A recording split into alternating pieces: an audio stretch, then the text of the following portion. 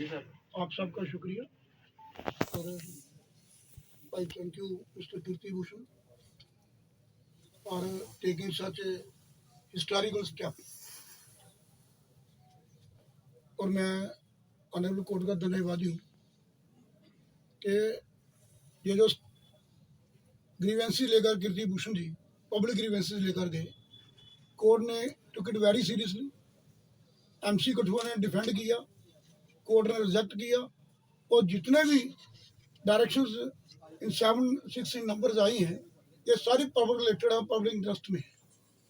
मैं आपके माध्यम से रेपुटेशन कोई नहीं करूँगा, इतना कहना चाहूँगा कि तकरीबन 6 म्यूनसिपैलिटीज म्यूनसिपल कमेटी और एक काउंसिल कठुआ जिला में है। हम सब लोगों को I call upon the people of दो म्यूनसिपैलिटीज कि आप आइए, ये कोई रिट पिटिशन का मामला नहीं है कि जम्मू में जाना पड़ेगा। आप इस सेक्शन 92 सीपीसी का सहारा लेकर कोई 2 या 2 से ज़्यादा आदमी किसी भी कोर्ट में जाकर, सिविल कोर्ट में जाकर ऐसा केस कर सकते हैं और लोगों को सामने आना चाहिए। जैसे मिस्टर कीर्ति भूषण जी ने आपको बताया कि वी हैव डिसाइडेड इट कि अगर हमारे पास कोई आए तो हम फ्री सर्विस देंगे इस मसले में।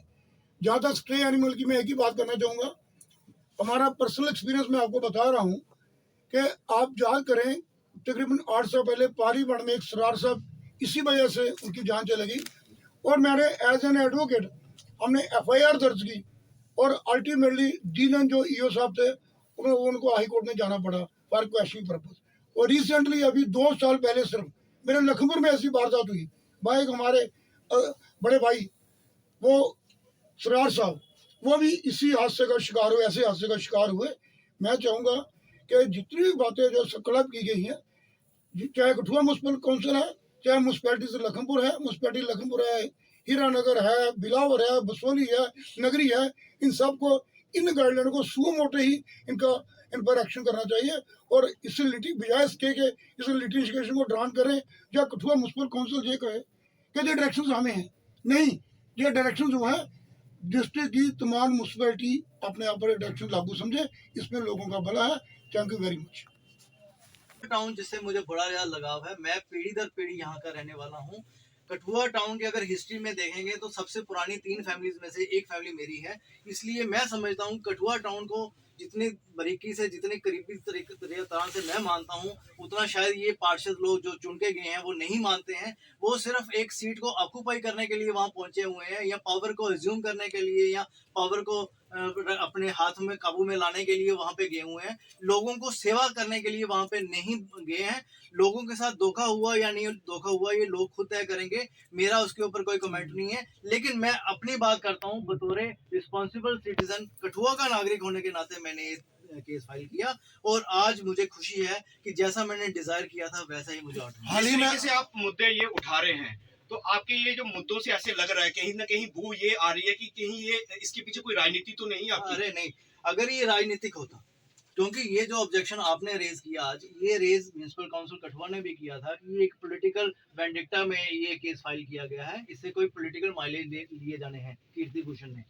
तो कोर्ट ने भी इसको नकारा है। अल्टीमेटली उन्हीं की अपनी बातों से ये बात साफ आ गई कि वो भी ये चाहते हैं, उन्होंने खुद लिखा है म्यूनसिपल काउंसिल कठुआ के एडवोकेट के तरफ से जो जवाब आया उसमें लिखा कि म्यूनसिपल काउंसिल कठुआ भी चाहती है कठुआ का बेहतरी हो। तो अगर वो भी बेहतरी चाहते हैं, मैं भी बेहतरी चाहता हूँ, तो पॉलिटिकल कहाँ रह गया मसला? तो अगर ये पॉलिटिकल मसला होता तो कीर्ति भूषण पर्सनल कैपेसिटी में केस करता। मैंने पर्सनल कैपेसिटी में केस ना करते हुए कठुआ के सिटीजन के बिहाफ पर ये केस किया। सर क्या देखते हैं, हाल ही में हमने देखा कठुआ म्यूनसिपल काउंसिल की काफ़ी लापरवाही सामने आई, जिसमें कूड़े का प्रबंध ना होना और लाखों का जुर्माना जो है वो उन्हें पड़ा है। उसके साथ ही वो सड़कें बनाई गई जिनका कोई तुक नहीं था, लोग आज भी परेशान हैं। क्या देखते हैं, क्यों कठुआ के आम जनता के टैक्स के पैसे को बर्बाद करने की प्रयास किया जा रहा है? यही बात मैंने सबसे पहले जो ओपनिंग लाइन में बोली थी कि कठुआ म्यूनसिपल काउंसिल का जो अख्तियार है वो बहुत ज़्यादा है, जो उनके ऊपर रिस्पॉन्सिबिलिटीज उनके कंधों पर लादी गई हैं वो भी बहुत ज़्यादा हैं। और जो उन्होंने आश्वासन और यहाँ पर हमें सपने दिखाए थे कि हम यहाँ पे sewerage treatment plant, solid waste management वगैरह का ट्रीटमेंट प्लांट यहाँ पे लगाएंगे और इतने करोड़ों की लागत में लगाएंगे और फलानी जगह लगाएंगे, ऐसा उन्होंने कोई काम नहीं किया। उसका कोई ब्लूप्रिंट भी तैयार होकर बाहर नहीं आया है। तो इसके अलावा अगर आप सड़कों की छोड़कर गलियों के अंदर चले जाएं, अगर अंदरून शहर के अंदर चले जाएं, किसी भी वार्ड को लेके देख लो, कोई एक वार्ड, अगर मैंने राजनीति करनी हो तो मैं एक वार्ड के खिलाफ करूं, 2 वार्ड के खिलाफ करूं, मैं पूरी म्यूनिसिपैलिटी की बात कर रहा हूं कि किसी भी वार्ड को ले जाओ, किसी भी वार्ड की गलियों को अगर देखो, गलियां चौक्ड नहीं मिलेंगी तो मुझे यहाँ पर आकर बता देना आप। आज की डेट पे बाजार, कठुआ बाजार जो सबसे व्यस्त बाजार, गली में चले जाओ वहां पे भी आपको मिलेंगे। आपको स्कूटर निकालने के लिए, मोटरसाइकिल निकालने के लिए मुश्किल हो जाएगी। पैदल चलने वाली औरतें, बच्चे वो डरती हैं कि कैसे पार करेंगे, इतना बड़ा सांड आगे खड़ा हुआ है। ऐसे ही सड़कों के ऊपर, पुल के ऊपर, चौक में, चौराहों में, डीसी ऑफिस के गेट के बिल्कुल बाहर, अगर आप जाके शाम को 7-8 बजे के बाद देखें तो आपको वहां लगेगा कि काऊ एंड काफ काउंसिल चल रही है, वहां पे कोई मीटिंग चल रही है गायों की। तो ऐसी सिचुएशन में जबकि म्यूनसिपैलिटी का ये दायरा अख्तियार के अंदर आता है कि उनको स्टे एनिमल्स को उठाकर उनको कहीं प्रॉपर अरेंजमेंट करके, प्रॉपर एक अहाते में रखे, उनका अरेंजमेंट करे, उनका डिस्पोजल जो भी करना है, जैसे भी करना है, ये उनका काम है। ये अपना काम नहीं कर रहे हैं ये सारी। और आए दिन मैं देख रहा हूँ यहाँ पे दुर्घटना होती है। मेरे पास कई केसेस ऐसे चल रहे हैं, कोर्ट में चल रहे हैं, कई FIRs लगी हैं, कईयों की डेथ भी हुई है हमारे कठुआ के नागरिकों की, और कंपनसेशन भी नहीं कोई मिल रही उनको, और उनके जो किथन किन्स हैं उनको दर दर भटकना पड़ता है। किसके कारण? अल्टीमेटली ये सारा कुछ हो किसके कारण रहा है? सिर्फ एक नालायकी के कारण, एक पुअर सिस्टम के कारण, एक लैशेस के कारण। जिस सिस्टम को रेज करने, इसके खिलाफ वॉइस रेज करने के लिए अपोजिशन भी सशक्त नहीं रही, तो हमने दावा किया, ऑनरेबल कोर्ट ने दावा को सुना। दूसरी पार्टी यानी कि municipal council and deputy commissioner Kathua की तरफ से भी वकील हुए पेश, उन्होंने जवाब दिया और अपोज किया इसको।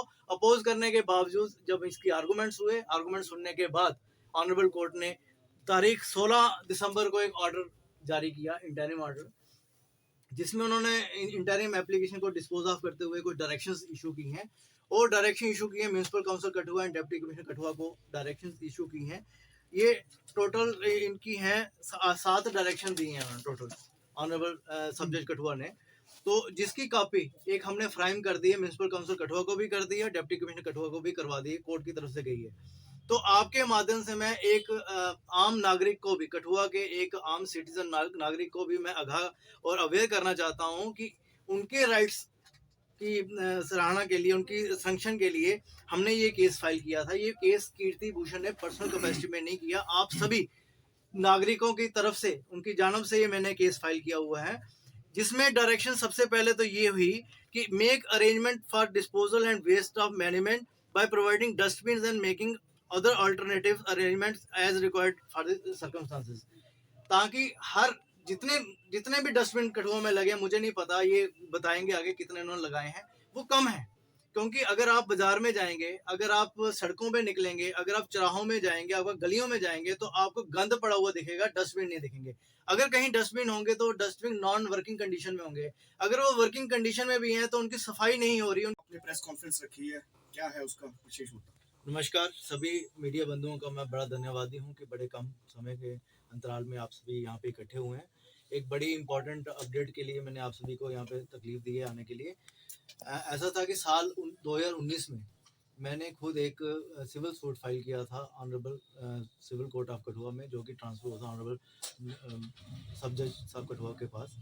जो केस था म्यूनसिपल काउंसिल कठुआ के खिलाफ, स्टेट ऑफ J&K तब थी उसके खिलाफ, और जो था डिप्टी कमिश्नर कठुआ के खिलाफ। ये केस मैंने इसलिए किया था कि मैंने खुद देखा, यहाँ पे मैं खुद एक नागरिक हूँ कठुआ का, कठुआ टाउन का, वार्ड नंबर 1 का बाशिंदा हूँ। और कठुआ टाउन जो कि 21 वार्ड में मुश्तमिल है, सारी कंप्राइज्ड है, इसमें 21 हमारे चुने हुए नुमाइंदे हैं, काउंसलर्स हैं, जिनके ऊपर एक ड्यूटी आयद की गई है because they are elected counsellors.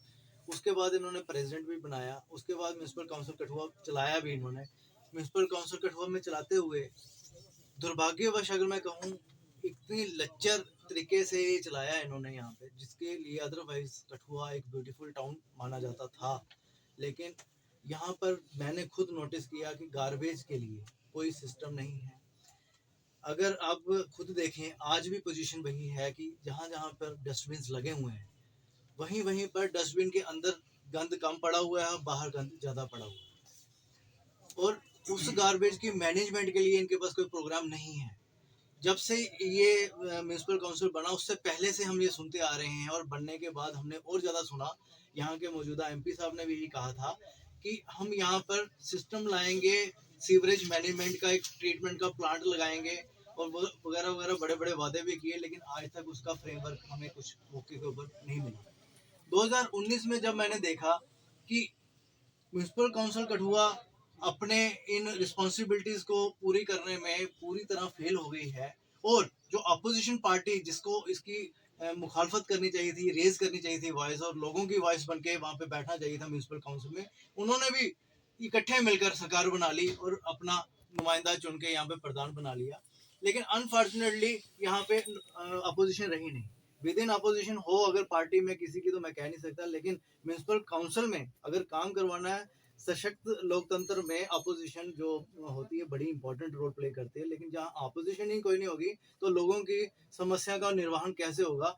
ये बात समझते हुए मैंने ये रिस्पॉन्सिबिलिटी खुद एज्यूम की, और मैंने खुद अपने एसोसिएट राहुल सिंह एडवोकेट के साथ मिलकर एक यहाँ पे सिविल सूट फाइल किया। सिविल सूट में मैंने वेरियस डिमांड्स रखी, जिसमें सराहना के लिए, उनकी संरक्षण के लिए हमने ये केस फाइल किया था। ये केस कीर्ति भूषण ने पर्सनल कैपेसिटी में नहीं किया, आप सभी नागरिकों की तरफ से, उनकी जानब से ये मैंने केस फाइल किया हुआ है, जिसमें डायरेक्शन सबसे पहले तो ये हुई कि make arrangement for disposal and waste of management by providing dustbin and making other alternative arrangements as required for the circumstances.